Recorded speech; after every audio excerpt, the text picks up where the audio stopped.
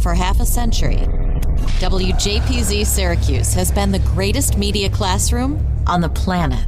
We've trained students from the 1970s to the 2020s on how to run a professional radio station. But the lessons learned and relationships formed go far beyond studios and transmitters. Taking a look back through the eyes of those who experienced it. This is WJPZ at 50.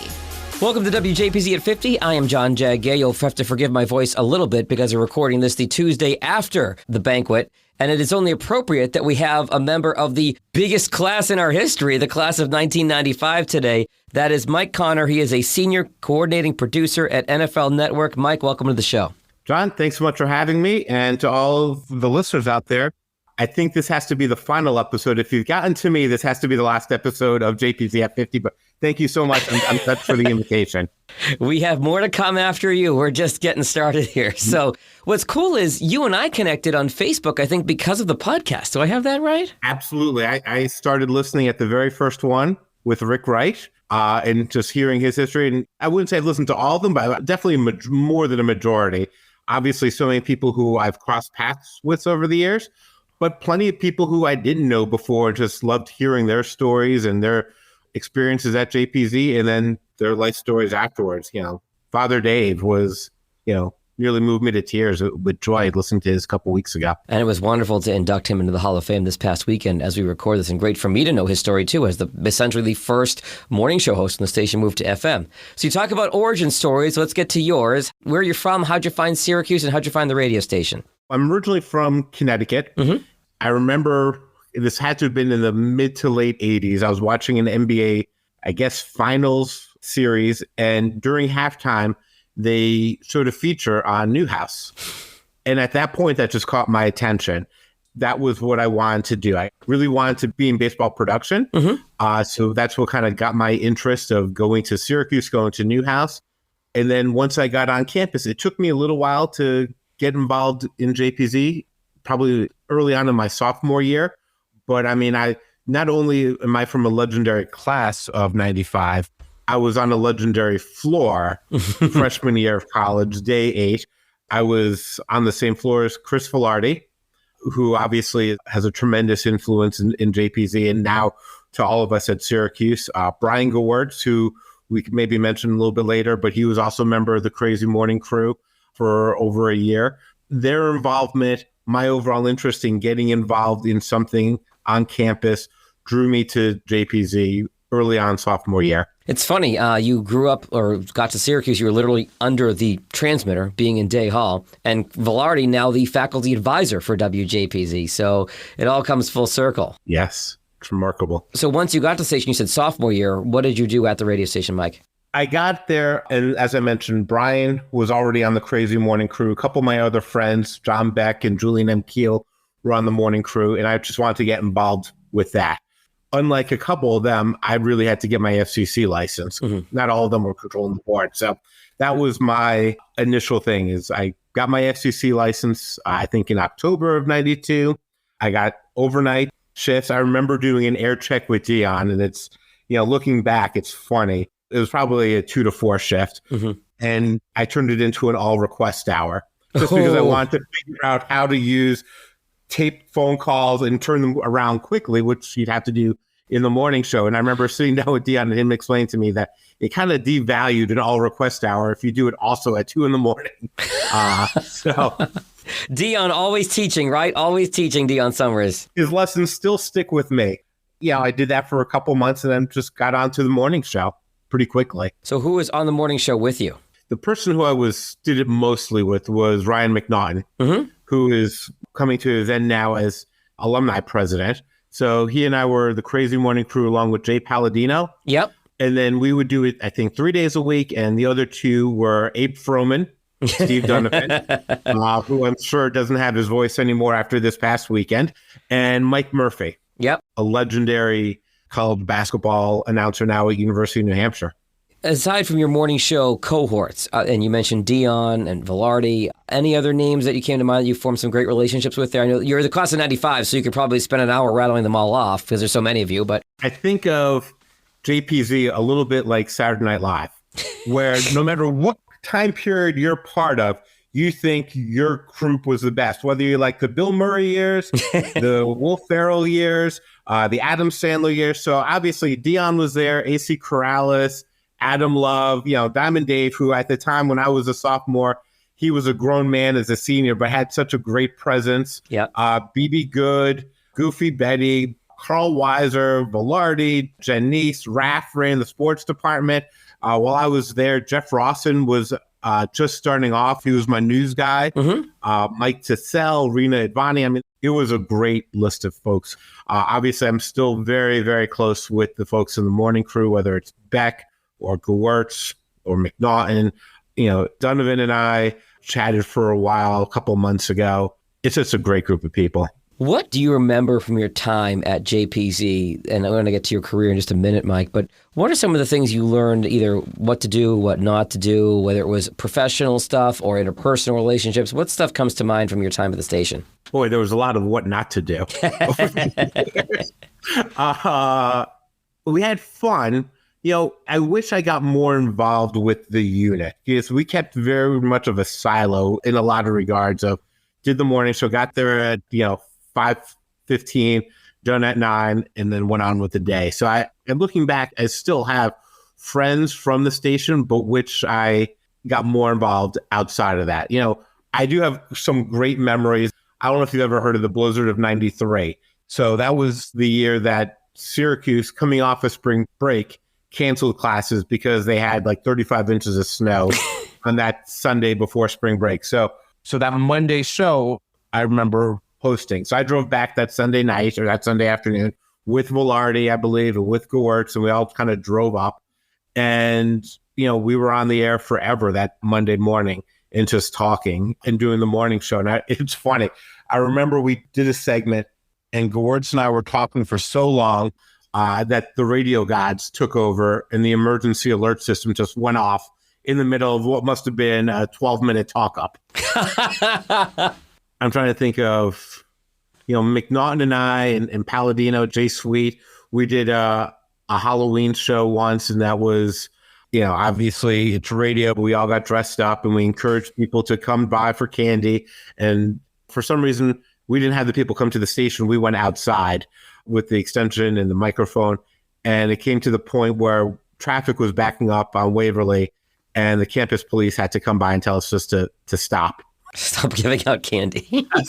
Stop encouraging people to line up. So, it was fun.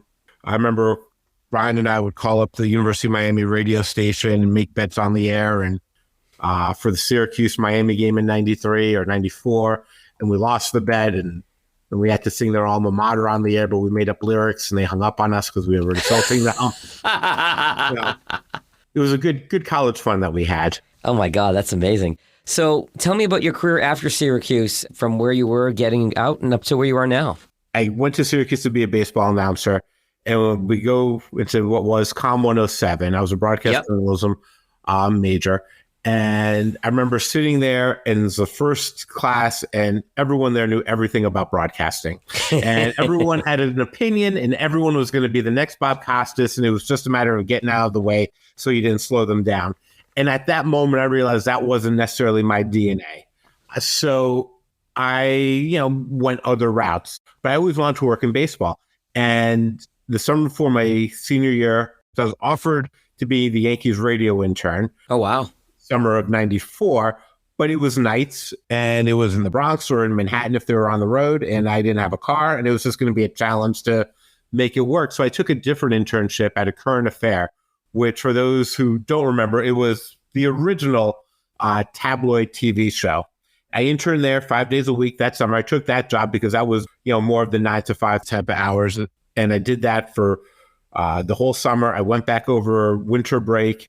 And then come spring break, they offered me a job. Oh, wow. That they were going to hold for me till I graduated. That is rare in this business. It was, but I was willing to do anything. Mm-hmm. And they would take me up on it. So I was TMZ before there was TMZ. I would do stakeouts. I would ambush people. It was, it's funny to a degree to share the stories these days, but it's not always my finest moment. But I ambushed Whitney Houston and Michael Jackson and a whole host of other people. Again, something that was fun at the time, but not necessarily my favorite thing to do. And the show ended up, winding down. So I decided to move to LA because all my Syracuse friends were out there trying to be TV writers. Yeah. And then I started Access Hollywood. At the startup of Access Hollywood, did that for 2 years. The hours were worse than any overnight shift I had at JPZ. What kind of hours? I would get up at 1:50 in the morning, be in at 3 a.m., and work till 2 p.m. Oh. Did that for 2 years, and I just had to get off that. So eventually I made the shift back to sports that I always wanted to do and went to Fox Sports Net, did that for a number of years, launched NFL Network when that started in 2003. Then MLB Network was starting up. They recruited me to come and be part of the managing editorial group for that and launched that network. And it started January 1st of 2009 and then came back to NFL in 2017 back in California. So I've moved back and forth. This is my third time living in California. I've made the move 5 times back and forth. And hopefully this is home for a while. But it's funny. I oversee events now primarily. So I just came back from the Scouting Combine. But a couple of weeks prior to that, I was at the Super Bowl. And I was on the field at the Super Bowl for the game. And one of my talents who I work with also calls games on the radio, and for CBS, but it wasn't the CBS Super Bowl. So Charles Davis was there. And he introduced me to Ian Eagle. I had never met Ian before. And I know his son, Noah, a little bit. So my first comment to Ian was, I used to listen to you at FAN when you do overnights. And you would talk about this pizza place that you would go to by Onondaga Community College. So my friends and I would go there. And of course, the first time we went there, who did we see? Rick Bright. And without taking a pause, Ian goes into, hey, major market. And to me, that struck me as you could go to University of Mizzou, you could go to Columbia, you could go to Northwestern. There is no chance that any of their esteemed alums can have a conversation with another alum. It all gets boiled down to one person. And that's what makes Newhouse and JPZ and just the whole Syracuse experience so special is Rick Bright. In that I love that. Is the thread through everybody. And by the way, Ian Eagle keynoted our banquet during COVID in 2021, and it was fantastic. The best piece of advice that Ian Eagle gave in that, and I hope if he's listening to this, I hope he doesn't mind me outing him. The best piece of advice that Ian Eagle gave every student and alum on that Zoom banquet that we did, don't be an asshole. That was his advice. Words to live by. Yeah, absolutely. We can all learn from that. It's interesting, Mike, that you talk about, walking to Commodore 7 and being like, okay, I'm not going to be competing with these guys. I mean, I had a similar experience. I'm class of 02. At AER, okay, these guys have memorized all the stats of these games. I'm probably not going to be a sports guy. And then other classmates of mine were all about news and could watch a newscast and pick it apart. Oh, he looked at the wrong camera, she looked at the wrong camera. And for me, I just kind of fell into the radio and the top 40 side of things. I would imagine we have students and young alumni who are trying to figure out what they want to do, whether that's on air, off air. Can you talk a little bit about some of the things that you do that you're responsible for in your role as senior coordinating producer at NFL Network? And I know no two days are alike, but what your day typically looks like?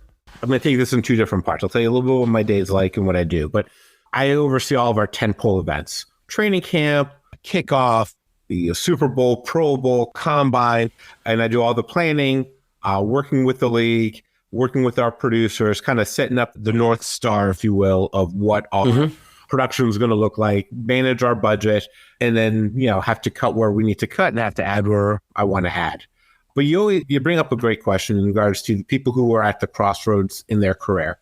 And I get this a lot because I'll talk to soon-to-be graduates, recent graduates, and I'll always tell them, if you want to be on air, do it young. Don't wait till you're 27 and worked in a different line and maybe you've made $40,000 a year. Because if you're going to end up in Montana at $12,000 a year, at the radio station, at the TV station, it's a massive change. You don't know what you don't know at 22, at 23, lifestyle-wise. And I would strongly suggest if that's something that's truly in your DNA, do it sooner than later. Don't wait to do it. Now, there are always those people who make the change over later in their career. Carissa Thompson at Fox used to be my HR person at Fox. No kidding. Now she's a massive host of Fox and Amazon. So, there's always those people who do make those changes. But for the most part, if you want to do it while you're just getting out of school. That is a fantastic piece of advice. So you're overseeing, like you said, the tentpole events, Super Bowl, Pro Bowl, draft, combine, that sort of stuff. What is your role during the regular season? Well, it's funny because those events take up the whole season. Okay. I have my first Super Bowl Las Vegas meeting on May 4th. For the upcoming Super Bowl and then next year's Super 58. Oh, yeah. It's a year-round thing. So my busiest time of year is the summer. Huh. So once the season kicks off, September, October aren't as busy, but I've been on the road for 6 of the last 7 weeks. I get to catch my breath a little bit now before the next one comes up. But a training camp is wild, preseason games, but then it's all full steam ahead to Super Bowl. This year, I was part of the team part of the reimagined Pro Bowl games. I know there's, people might have different opinions of how that played out, but I was part of the committee to kind of help redesign those. So as much as you can, as much as you're allowed to, can you take me inside that? Because as a football fan, I find that interesting that there was a lot of, how do I put this delicately? There was a lot of challenges with the Pro Bowl in the previous setup. And so what went into the process and the mindset to change it up? So I'm going to pull some numbers out of the air, but I think they're pretty close. If the Pro Bowl got 7 million viewers in years past, which is a huge number for an all-star game, it's a huge number for an NBA Finals game or an NHL Finals game, but the players didn't enjoy playing it. The players weren't hitting there. You can replicate a baseball all-star game, and even if people are playing hard, it looks like a baseball game. And to a degree, same with the NBA. But in football, if the players aren't necessarily tackling, you get to the point where people could be at risk injury-wise, right? Because it's not the type of game that they want. So they want to do something where players were invested in. There was definitely a heavy involvement of a small group of players helping guide us. It was like the Cam Jordan types. Things would get run by a small group and like, hey, if we did this, would you be interested? If we did that, would you be interested? Now, the numbers were pretty good this year. It was the first year. People didn't necessarily know what it was going to be. Some people might be turned off just by the whole skills aspect of it, but the players weren't. And we're a partnership with the PA and the players. And that was the motivation. You wanted the players to show up. We didn't get that many players canceling, outside the ones obviously who were in the Super Bowl who couldn't attend. There were a handful of guys who didn't show up this year. But for the most part, we got a very strong group of players to commit to play, which is different than in years past. So it sounds like it was driven, the changes were driven more so by players than fans because you wanted them to actually show up and not say, I don't feel like going this year. And you want, people tuned in for it regardless of whether it was good football or not, but it wasn't very good football that was taking place. It was a little bit embarrassing. And we don't want people to get hurt by, playing 3/4 speed. You mentioned how baseball is your passion growing up, but you come back to the NFL. The NFL is such a juggernaut and seems to be head and shoulders above all the other sports when it comes to revenue, when it comes to ratings and TV deals and all that. Was that part of the appeal in coming back over to the NFL, was just how big the NFL is? There are a number of reasons. The NFL is the gold standard in American sports. Yeah. As much as we go back into talk about the connections that we made at JPZ, the people I work with at NFL are like family to me. Mm-hmm. There are people who I hired at previous jobs when I was at Fox Sports Net. And then when I went to NFL in 03, 04, 05, 06, 07, brought them over and who are still there. People who I grew up in the business with, people who are truly our family to me. So that was the biggest drawback too. Being back in Los Angeles, being at a league that is truly state of the art, and being with coworkers who I know I could line up with, and we'd have each other's back, and we'd all be rowing together. You told the Iron Eagle story earlier. Any interesting stories you have of run-ins of players or working with players on various things? I know you talked about the Pro Bowl, but anything else in the course of your day-to-day? Any funny interactions you've had with players? It's a good one with football. Football players and baseball players are really different. Mm-hmm. If you have a baseball player, I'll take that story too. Well, baseball is the guys are more humble overall. And this is not to cast a large, paintbrush, but football players have been noted as stars at a young age and have been treated as such for a while. And, the way we work with our own analysts and whatnot is, they're always used to a certain type of, structure, but also way of life. Baseball, they were in the minors, they were the buses. Yeah. Even when they became stars, they've still gone through a little more of that, I don't want to say humbling period, but something where they've, haven't always been the most elite of the elite because they could have been in a town in single A and had terrible conditions that they played in. I worked with someone, Andrew Siciliano, who was a Newhouse alum, and I'm not sure if Andrew did JPZ. I know he was AER, but he was one of the guys who always was focused on being a sports broadcaster, and he's followed his dream, and has been at NFL for over a decade and was at the DirecTV Red Zone channel for a while as well. Speaking of Red Zone, you got Scott Hansen, Syracuse grad too, right? Absolutely. And former football player. Yeah. At our Sunday brunch in Syracuse the other day, he's part of the Boost the Cuse program that's going to happen this year. So we saw an early promo for that, which will probably be long gone by the time you hear this podcast. But in this moment, it's upcoming. I always talk to people, and many of us have had success throughout our careers, and that's the easy part. But the thing about this industry is we're all guaranteed to have setbacks as well. Yeah. And I take a lot of pride in talking to people and being a rock for them when the chips are down. I've lost my job before, and it's almost like people don't know how to treat you when you're without a job. It's almost like you're sick. Yeah. People stay away from you, not because they're afraid to get the illness, if you will, but because they don't know what to say to make you feel better, and it's awkward for them. And I think that's It's time for all of us to pick up the phone and reach out to somebody. Because when you take a setback in any of our industries, all you want to do is hear from somebody and not be, that's not even outcast, but you just want to be accepted. You want to know everything's going to be okay. And newsflash, everything's going to be okay. We all have those fears. There's so many people go through imposter syndrome mindset. But let me tell you, I know people from JPZ, from other walks of life, who have a little bit of a setback at times, and they don't know what that next step is. But I can promise you, 10 times out of 10, your next opportunity is going to be better than your previous one. You're going to appreciate your job more. You're going to appreciate your lifestyle more, what you have. And I really feel like we can all be great mentors to each other, to lend a hand to people when you hear someone could be struggling or might need a friend. And I just would like to get that message out, because I think it's an important thing, and it's something which really can build a friendship and makes us stronger for each other. You're reminding me of the podcast I did with your classmate, the aforementioned Abe Froman / Steve Donovan.